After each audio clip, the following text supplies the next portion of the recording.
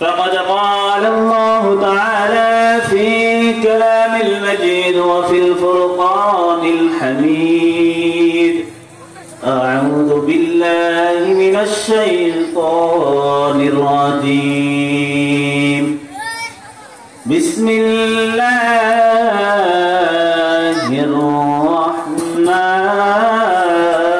الرحيم يا أيها الذين آمنوا لا ترفعوا أصواتكم فوق صوت النبي صدق الله مولانا العظيم وصدق رسوله النبي الحبيب الكريم في شان حبيبه ومعشوقه آمرا ومخبرا إن الله وملائكته يصلون على النبي يا أيها الذين آمنوا صلوا عليه وسلموا تسليما اللهم صل على سيدنا نبينا شفينا حبيبنا مولانا محمد صلى الله تعالى وعلى آله وأصحابه وبارك وسلم الحمد لله رب العالمين দুর্গাপুর পূর্বপাড়া বাইতুল নূর জামে মসজিদ উদ্যোগে অষ্টম বার্ষিক ঐতিহাসিক আজকে সুন্নি মহাসম্মেলনে সম্মানিত সভাপতি ও সহ সভাপতি বৃন্দ, প্রধান অতিথি, বিশেষ অতিথি, প্রধান আকর্ষণ সকলকে আমার অন্তরের স্থল থেকে আমি আপনাদেরকে আবারও সালাম দিচ্ছি। আসসালামু আলাইকুম ওয়া রাহমাতুল্লাহি ওয়া বারাকাতুহু। ওয়ালাইকুম আসসালাম। আমি আজকে যে আয়াতের কারিমা পাঠ করেছি সূরা হুজরাত থেকে। সূরা হুজরাত শব্দটি অর্থ হলো রুম, কক্ষ, বাংলা অর্থ এবং উদয় হয়েছে কক্ষ। আমি আজকে যে সূরা থেকে আলোচনা করছি ওই সূরার মধ্যে ৬টি বিষয় আছে। এর মধ্যে ১ নম্বর বিষয় হলো আদব কায়দা। আল্লাহ তাআলা আমাকে সূরা থেকে তাফসীর করার মতো যেন তৌফিক দান করেন বলে আমিন। সূরা হুজরাত আল্লাহ তাআলা কেন নাযিল করেছেন? আমরা যদি যে কোনো কাজ করি প্রত্যেক কাজের পিছনে একটা কারণ থাকে। আজকে আমরা এই মাহফিল করতেছি, আজকে আমরা এই খাবার খাইতেছি, আজকে আমরা ঘুমাইতেছি, আজকে আমরা গোসল দিতেছি, প্রত্যেকটা কাজের একটা না একটা কারণ আছে, ঠিক কিনা? প্রত্যেকটা কাজের একটা কারণ থাকে। তেমনি ভাবে সূরা হুজরাত যে আল্লাহ তাআলা নাযিল করেছেন এটার অনেকগুলো কারণ আছে। এর মধ্যে একটি কারণ হইল আমার নবীর উপরে কিভাবে আমরা আদব শিক্ষা গ্রহণ করব।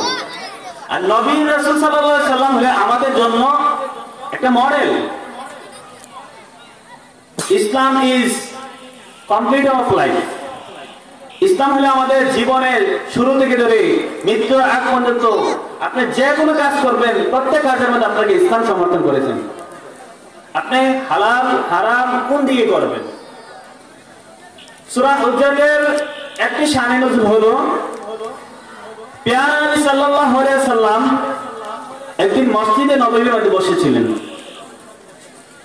আমার নবী, আপনার নবী হুজুর নূর সাল্লাল্লাহু আলাইহি ওয়াসাল্লাম একদিন মসজিদে নববী বসা অবস্থায় এক পাশে ছিলেন হযরত আবু বকর রাদিয়াল্লাহু তাআলা আনহু, আরেক পাশে ছিলেন হযরত উমর রাদিয়াল্লাহু তাআলা আনহু। এমন অবস্থায় বনু তামিম গোত্রের একজন লোক আসলেন আমার নবীর দরবারে আরজ করার জন্য। ইয়া রাসূলুল্লাহ, ইয়া হাবিবাল্লাহ, নবী গো, ও মায়ের নবী, দয়ার নবী, আমাদের গোত্রের যে প্রধান ছিল উনি তো দুনিয়া থেকে বিদায় নিয়ে গেছে। ইয়া রাসূলুল্লাহ নবী, এখন আমাদের গোত্রের নতুন একজন প্রধান দরকার। নবী তখন মদিনার সনদ, মদিনার রাষ্ট্র গঠন করে নিয়েছে। এখন যে রাষ্ট্রের প্রধান থাকে, যেমন আমাদের গ্রামে যদি কোনো প্রধান থাকে, ছোট ছোট গোষ্ঠীর মানুষরা বলে এবং সরকার তো বিদায় হয়ে গেছে, আবার নতুন সরকার দরকার, না হলে পরিবেশ ঠিক রাখা যাবে না।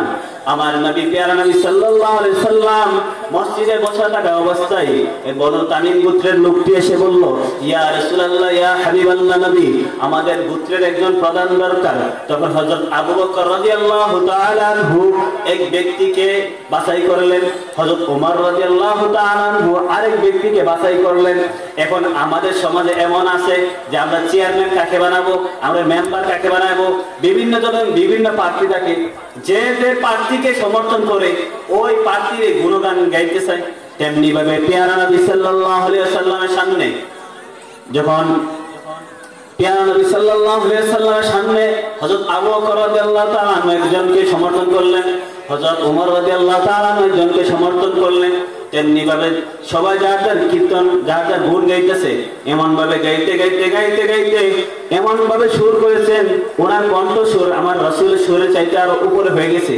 তখন আমার আল্লাহ তাআলা তখনই সূরা হুজরাতের প্রথম 5টি আয়াত নাযিল করেন, ইয়া আইয়ুহাল্লাযীনা আমানু লা তুকদ্দিমু বাইনা ইয়াদাইল্লাহি ওয়া রাসূলিহি ওয়াত্তাকুল্লাহ ইন্নাল্লাহা সামিউন আলীম। আমার আল্লাহ তাআলা বলেন, হে ঈমানদারগণ, তোমরা যারা ঈমান আনছো, তোমরা যাদের ঈমান আছে, তোমরা আমার রাসূলের সামনে অগ্রগামী হয় না। আমার রাসূলের কণ্ঠের আওয়াজ চাইতে তোমরা কণ্ঠের আওয়াজ বাড়িয়ে নাও। যদি তোমরা বাড়াও, তোমাদের আমল এমন ভাবে শেষ হয়ে যাবে তোমরা টেরও পাবে না। এই সম্পর্কে সূরা হুজরাত আমাদেরকে শিক্ষা দিয়েছেন যে আমরা রাসূলের সময় যখন কথা বলবো আমরা নম্র ভদ্র হয়ে কথা বলবো। এখনো মদিনায় নিয়ম করা হয়েছে যে মদিনায় যত মানুষ যায় আস্তে আস্তে কথা বলে, এটা আমার রাসূলের আদব শিক্ষা। যদি আমার রাসূলের সাথে কারো আদব না থাকে, আল্লাহ বলেন তুমি যতই আমলদার হও না কেন তোমার আমল শেষ হয়ে যাবে, তুমি একটুও টের পাবে না। আল্লাহ তাআলা আরেকটি আয়াতে বলেন, ইয়া আইয়ুহাল্লাযীনা আমানু লা তাকুলু রাঈনা ওয়া কুলু ওয়াসমাউ ওয়ালিল কাফিরিনা আযাবুন আলীম।